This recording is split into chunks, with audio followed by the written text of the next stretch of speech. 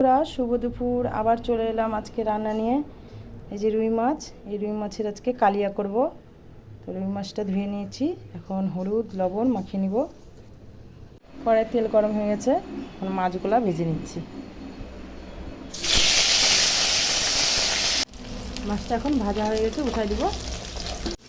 আদা জিরা লঙ্কাটা বেটে নিচ্ছি, আলুটা ভেজে নিচ্ছি।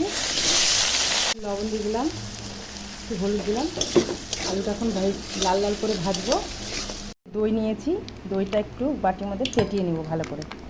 মাছের কালিয়া করার জন্য দই নিয়ে নিয়েছি, এটা ফেটিয়ে নিব এখন।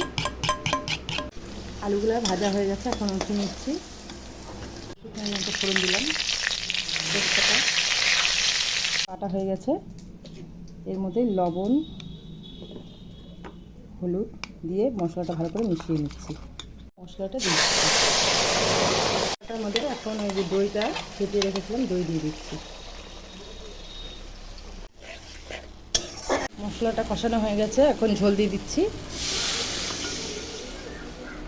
ছেড়ে দিলাম, আলুটাও দিয়ে দিলাম, দেখানো হলো না, যাই হোক।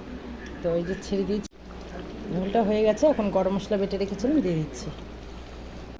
আমার রান্না তৈরি হয়ে গেছে, মাছের ঝোল।